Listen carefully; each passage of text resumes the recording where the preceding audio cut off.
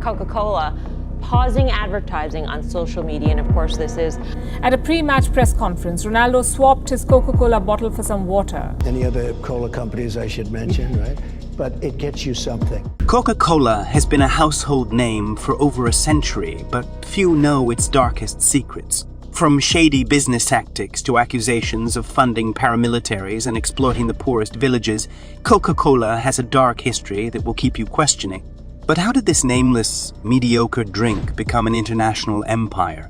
Discover the truth behind one of the world's most powerful brands and uncover the secrets that Coca-Cola has been hiding.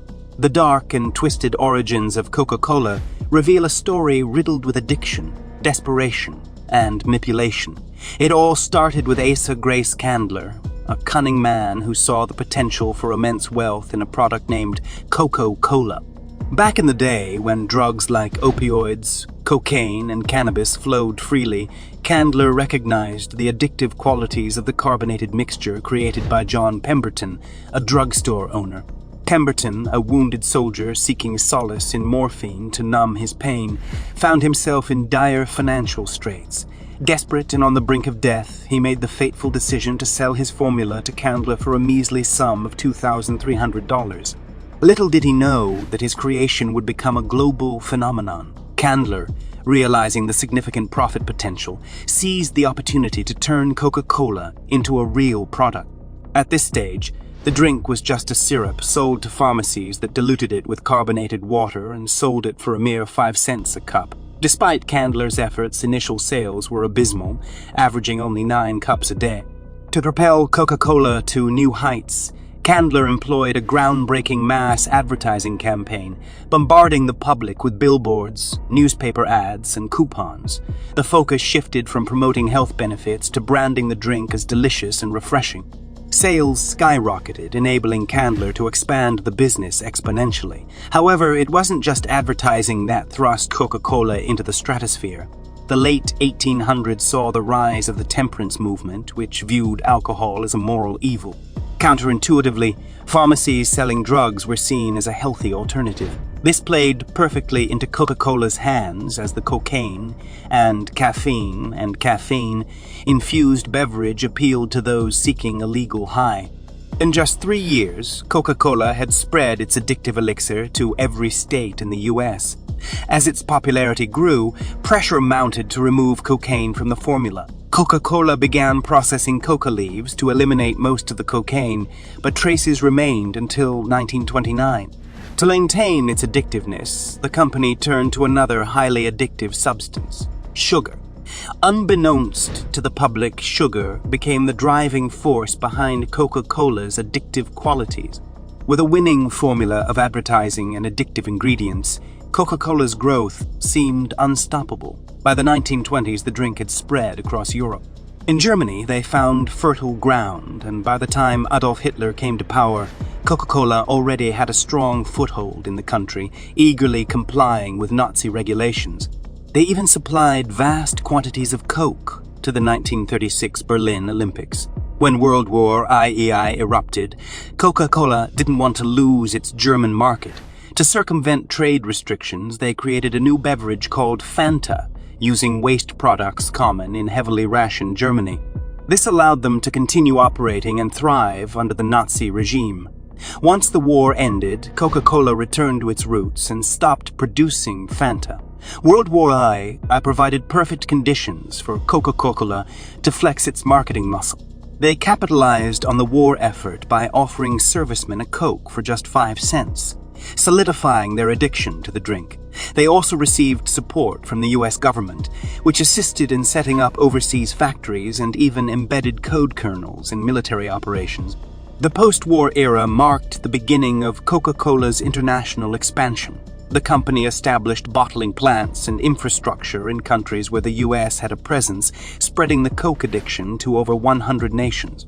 Their aggressive marketing tactics, focusing on brand recognition, cemented their dominance. Coca-Cola didn't stop at marketing to adults. They targeted children through various covert methods. Theme parks and school vending machines became sources of addiction as the company ensured that only Coke products were sold, incentivizing schools with bonuses based on sales. This monopolistic control extended to lobbying efforts to maintain the status quo. The consequences of Coca-Cola's relentless pursuit of profit are evident in America's obesity epidemic. With over 40% of Americans classified as obese, it's clear that the addictive qualities of sugar in Coke have played a significant role. Coke has manipulated pharmaceutical companies, funding organizations that set guidelines for prescription medication while pushing quick fixes for obesity-related issues. The insidious tactics used by Coca-Cola have gone largely unnoticed due to the perceived competition in the soft drink market.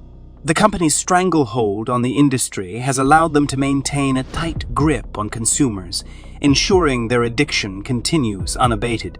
Coke's journey began much later than that of its rival, Pepsi, and it struggled to catch up to the giant in its early years. Multiple bankruptcies plagued the company throughout the early 20th century, delaying its progress. Finally, in the 1960s, a profitable merger and a shift in market share tilted the scales in Coke's favor. However, Pepsi's rise as a formidable competitor threatened Coke's monopoly, especially with its successful Pepsi Challenge campaign. This led to the infamous Coke Wars, with both companies focusing on each other and making it seem like there were no other options for consumers. But there was more to this rivalry than meets the eye. Coke and Pepsi were not just happy to compete, they were actively ensuring each other's survival. By creating the illusion that consumers only had two choices, Coke or Pepsi, they effectively suppressed any other potential competitors.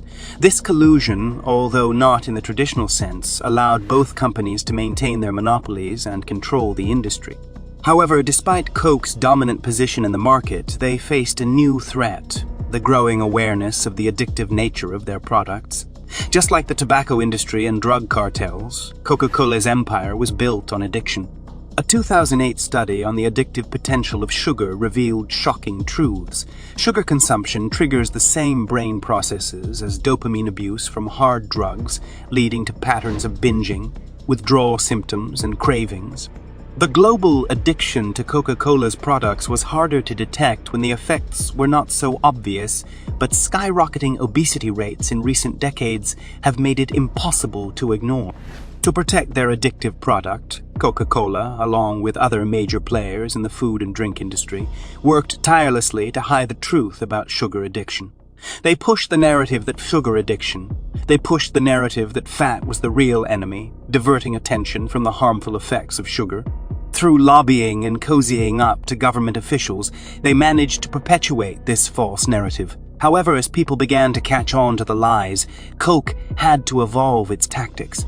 As the world becomes increasingly aware of the dangers of sugar and the consequences of Coke's actions, the company has begun to explore new avenues to maintain its monopoly.